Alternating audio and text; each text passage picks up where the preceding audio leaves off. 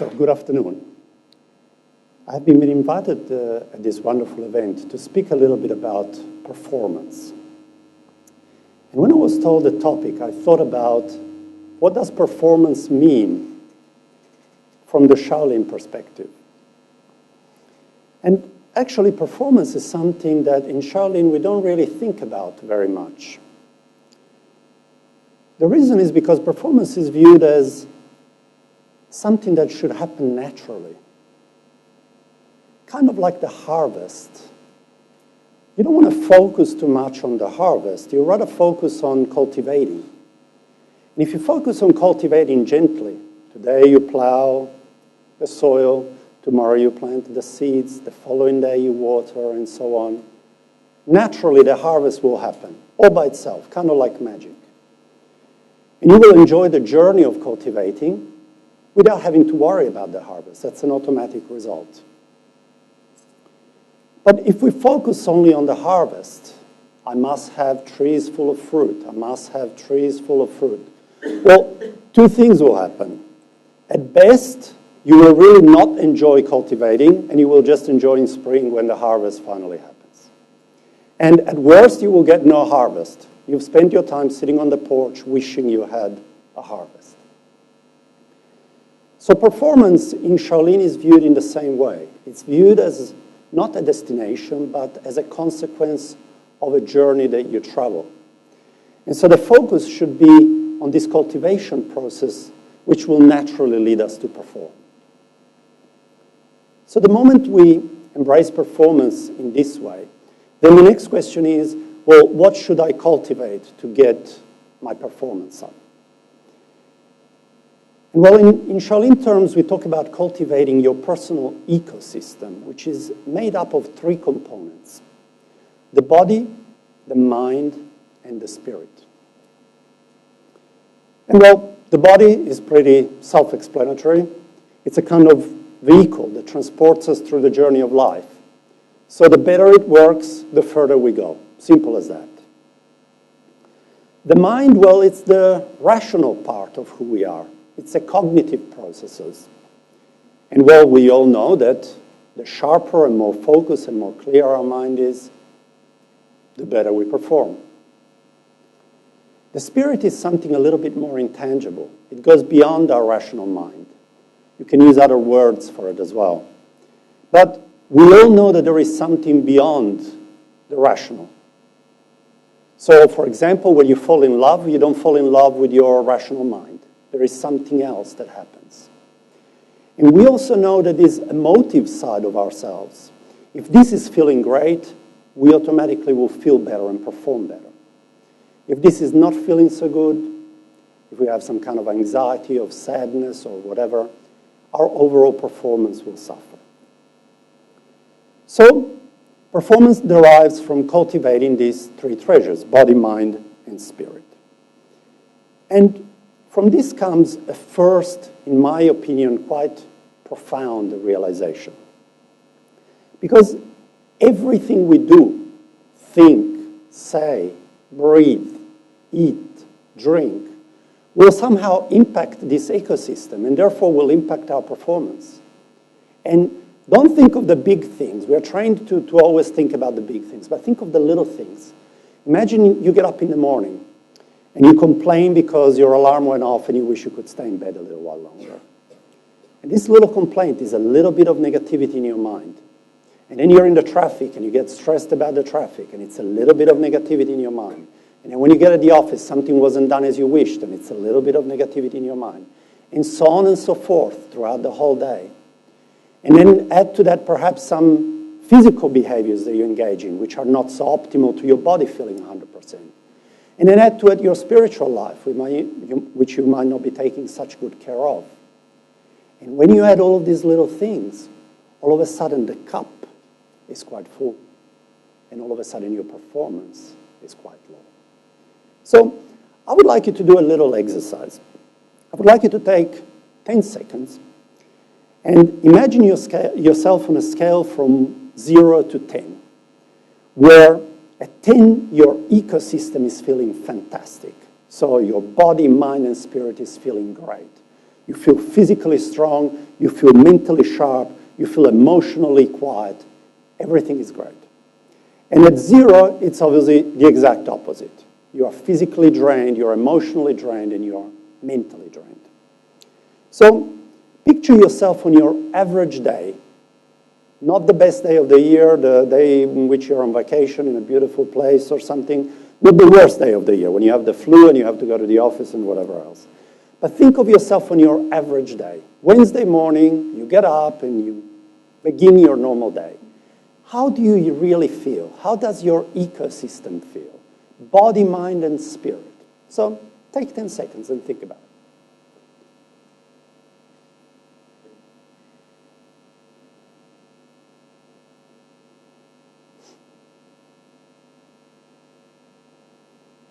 So, our time together is limited, so I will not make a show of hands, who is 1 and who is 2 and who is 3. But I think I know, because I've asked this question to many, many people around the world in many, many different contexts, that a good 70% of the people in this room will be somewhere between 4 and 7, so on the average. Very, very few people will be 8, 9, and 10, and a few people will be below 4. So your average day, you're somewhere between 5, 6, 7. And in your journey of performance, that should be a big shock. Because this means that you're going through the majority of your life as a 6. And that means that you are getting 6 out of yourself in everything you do. You're a 6 sports person, a 6 father, a 6 mother, a 6 friend, a 6 professor, a 6 manager, a 6, and so on and so forth. And you are giving 6 of yourself to everybody that comes in contact with you. So your performance is really quite poor. Now imagine how better you would perform and how much more enjoyment you will get out of your life and how much more enjoyment you would give to the people that interact with you if you could be every day a 10. Or let's not be utopic. Every day an 8. From 6 to 8 is a big percentage jump. And you know, people start then thinking, oh yeah, why am I a 6? And I'm a 6 because of this and that, and I could if I could, and I should. And really we make a whole lot of excuses. Because in reality, as we've already seen before, it's the little things that make the big difference. Because a lot of little things add up to a big result. So if one little behavior brings me from 9 to 8.7, and the next one from 8.7 to 8.5, and so on and so forth, that's how I get to 6. It's not a big change. It's not a drastic change that's necessary. So the moment we realize that we need to work on this ecosystem, well, we need to work out what are the things that bring me down this scale that I need to get rid of, little behaviors, habits, whatever. And what are the things that can bring me up this scale? Things that I need to add more, things that I don't do enough of, things that my body, mind, and spirit need. And well, these things will be different for each one of you.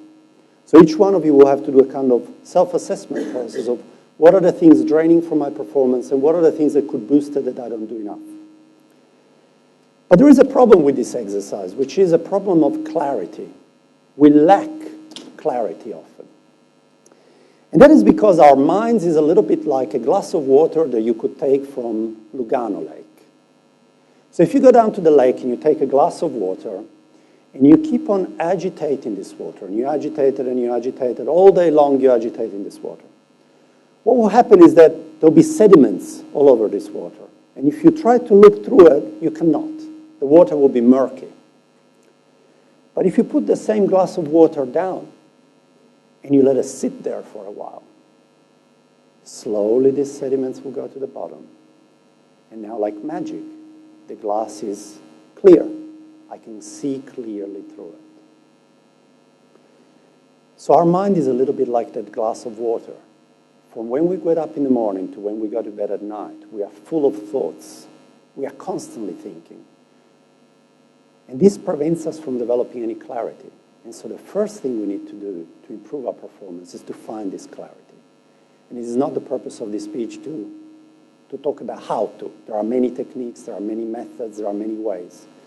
But without that clarity, you cannot take the first step into taking care of the ecosystem how it really needs. And without taking care of it, you will continue getting 6 out of your life instead of getting 9, and giving 6 out of yourself instead of giving 9, giving 10. So what happens when we start moving up the scale and we go from 6 to 7 to 8 and so on? Well, several steps are taken, and there are several things that we do that become natural and become part of our normal living process. And the first one is that we start focusing more in the present, because the present is where life is happening. The present is where performance is happening. The present is where the cultivation is happening. But we often spend a good size of our day living in the past or living in the future, whilst now it's where I harness the lessons and the experiences of the past. Now it's where I build the steps for the future. And the second thing that begins to happen is that I embrace change as an ally of performance rather than resist it. We are all naturally resistant to change. We are scared of the unknown. Yet, it's a kind of paradox, because as I'm speaking here, everything is changing. Every molecule in our bodies, every particle of this building, you can't see it because it's minute. But if nobody touched this building for the next 2,000 years, it will look very different. And that change is happening right now. And so by embracing change and focusing on the present, that's where we harness our growing performance potential.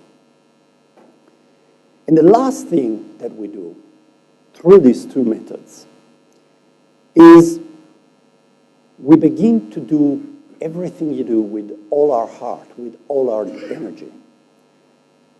So we are often thinking about the meeting whilst we're eating, and thinking about the email whilst we're in the meeting, and thinking about what we have to do at home whilst we're doing the email, and we are never there. So even if our performance is 7 or 8 or whatever, we're only giving a tiny slither of that performance to the task at hand because we are too busy somewhere else. So the third magical thing that happens is that we put all of our heart in what we do. And we no longer think about doing great things, because great things imply not being in the present. We think about doing little things, little steps, but with great love, with great energy. And from that energy and that love comes the true performance. It comes lasting, well performance and not unhealthy performance. So I thank you very much for being here with me for these 15 minutes with all your heart and all your energy. And I wish you all the best for your journey and your performance. Omito.